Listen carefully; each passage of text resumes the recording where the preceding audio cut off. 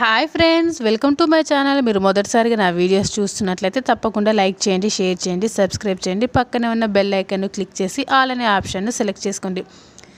చాలా ఇంట్రెస్టింగ్గా ఉండబోతుందండి. స్కిప్ చేయకుండా ఎండింగ్ వరకు చూడండి.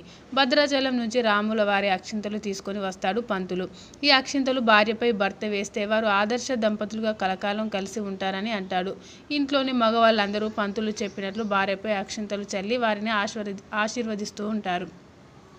కాయవంతు రాగానే ధర్మ సందేహం పేరుతో అడ్డుపడుతుంది రుద్రాణి. శ్రీరాముడు అక్షింతలు వేసే అర్హత ఏకపత్ని వ్రతుడికే ఉంటుందా అని పంతులు గారిని అడుగుతుంది రుద్రాణి. మాటల వెనుక ఉన్న సెటేరు అర్థం చేసుకున్న కావ్యతో పాటు స్వప్న ఆమెపై మాటలతో విరుచుకుపడతారు. శ్రీరామనవమి రోజు అనామిక ఇలాగే అడ్డుపడింది. ఆ పాపం శాపంగా మారి ఇప్పుడు సింగిల్గా మిగిలింది. ఇప్పుడు మీరు మొదలు పెట్టారా? మీకు బుద్ధి చూపించాలనుకుంటున్నారు అంటూ అతను చెడమడ వాయిస్తుంది స్వప్న. భర్త బతికుండి ఆయన పక్కన లేకపోయేసరికి బాగున్న జంటలను చూసి ఓర్వలేక కడుపు మంటతో ఇలా పుల్లలు పెట్టి కొందరు పైశాచిక ఆనందం పొందుతారు. రుద్రాన్ని అవమానిస్తుంది కావ్య. నా భర్త పక్కన లేడని ఏ రోజు బాధపడలేదని కావ్యకు సమాధానమిస్తుంది రుద్రాణి. బాధపడే రకానివి అయితే భర్త దగ్గరికే వెళ్ళేదానివి అని అంటుంది స్వప్న. వీలైతే అక్షింతలు పట్టుకొని మీ ఆయన దగ్గరికి వెళ్ళండి, అంతేకాని ధర్మ సందేహాల పేరుతో మా పనికి అడ్డు రావద్దని రుద్రానికి కావ్య గట్టిగా వార్నింగ్ ఇస్తుంది. ఎవరు ఒప్పుకున్నా ఒప్పుకోకపోయినా నా భర్త శ్రీరామచంద్రుడే అని రాజును ఉద్దేశించి అంటుంది కావ్య. రాజ్ ఆశీర్వాదం తీసుకుంటుంది. ఆ తర్వాత స్వప్న కూడా రాహుల్ ఆశీర్వాదం తీసుకుంటుంది.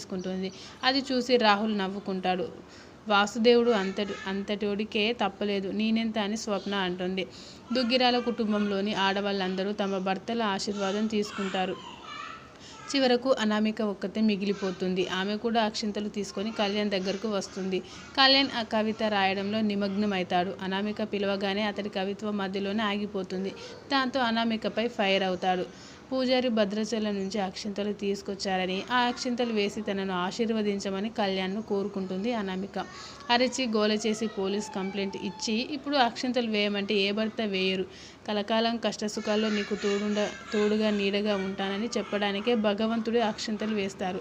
నేను నీతో కలిసి ఉండాలని అనుకోవడం లేదు, విడిపోవాలని నిర్ణయించుకున్నాను. అలాంటప్పుడు అక్షింతలు వేయడంలో అర్థం లేదని అనామికతో అంటాడు కళ్యాణ్. మంచి మూడ్ చెడగొట్టామని కోపంగా కళ్యాణ్ అక్కడి నుంచి వెళ్ళిపోతాడు. అనామికతో కళ్యాణ్ గొడవ పడడం కావ్య చూస్తుంది. కళ్యాణ్నే తప్పు పడుతుంది. అనామిక నుంచి విడిపోవాలనే నీ నిర్ణయం సరైనది కాదని అంటుంది. విడిపోవడం అంత సులభం కాదని అంటుంది. కష్టమైన సుఖమైన పంచుకోవడానికి ఓ భాగస్వామి ఉండాలి, లేదంటే ఆ జీవితం తెగిన గాలిపటంలా మారిపోతుంది. అనామిక వల్ల నువ్వేమీ భరించలేని బాధను, నరకాన్ని అనుభవించడం లేదు. చిన్న తప్పుకే విడిపోవడం కరెక్టు కాదని కళ్యాణ్కు క్లాసు ఇస్తుంది కావ్య. ఇంట్లో కోడలిగా అడుగుపెట్టినప్పుడు తనకు ఎవరు విలువ ఇవ్వలేదని, కనీసం ఇంటి సభ్యురాలుగా గుర్తించలేదని కావ్య బాధపడుతుంది. నా స్థానాన్ని కాపురాన్ని నిలబెట్టుకోవడానికి కోసం ఆ రోజు నుంచి ఈ రోజు వరకు పోరాడుతూనే ఉన్నానని అంటుంది. భార్యాభర్తల బంధాన్ని విడదీయ ఎవరి వల్ల కాదని అంటుంది.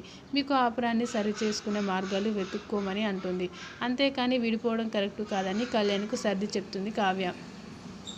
మాయ ఇంటి అడ్రస్ను కష్టపడి కనిపెడతారు కావ్య, అప్పు. వారిని మాయ గుర్తుపడుతుంది. కానీ ఎవరో తెలియనట్టు నటించి డోర్ మూసి వెళ్ళి పారిపోబోతుంది. ఆమె ప్లాన్ను అప్పు అడ్డుకుంటుంది.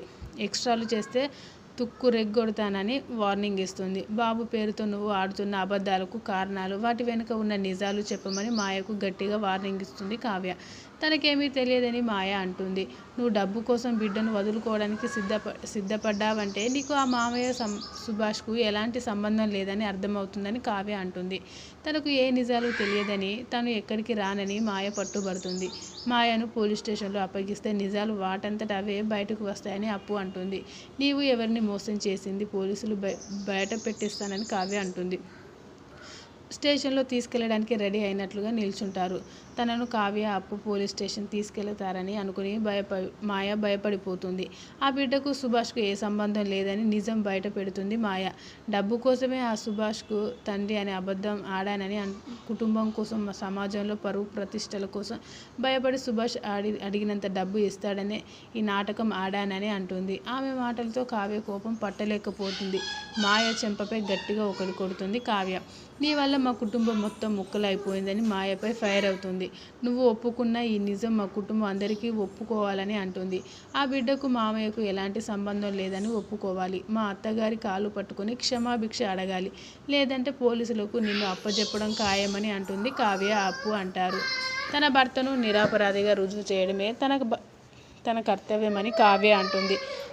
ఆయనను నిందించేందుకు వెలివేసేందుకు కుటుంబ సభ్యులు బాధపడాలి. రాజు వ్యక్తిత్వం ఎంత గొప్పదో అపర్ణకు అర్థం కావాలంటే నువ్వు నిజాలు మొత్తం చెప్పాలని మాయతో అంటుంది కావ్య.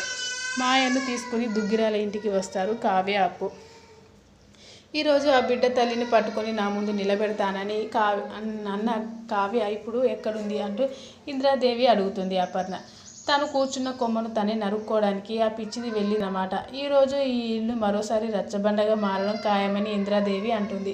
తన మొహం ఎవరికి చూపించలేక వెళ్ళిపోయి ఉంటుందని, కావ్య ఎప్పటికీ తిరిగి రాదని రుద్రాని అంటుంది. అప్పుడే అక్కడికి ఎంట్రీ ఇచ్చిన కావ్య ఆ అవసరం నాకు లేదని అంటుంది. అనుకున్నది ఆలస్యం కావచ్చు కానీ సాధించి తీరుతానని అంటుంది. మాయను తీసుకొచ్చి అందరి ముందు నిలబెడుతుంది. మాయను చూసి సుభాష్, రాజుతో పాటు అందరూ షాక్ అవుతారు. నీ ఘనకార్యాలు, నువ్వు చేసిన మాయోపాయాలు అందరి ముందు చెప్పమని మాయతో అంటుంది కావ్య. రాజు పెంచుకున్న బిడ్డకు తల్లిని నేనే అని మాయ అంటుంది. ఆ బిడ్డకు తండ్రి ఎవరు అని ఇంద్రాదేవి అడుగుతుంది. రాజ్ అని ఆమె సమాధానం చెప్పడంతో కావ్య షాక్ అవుతుంది. Thanks for watching this video. Please subscribe my channel.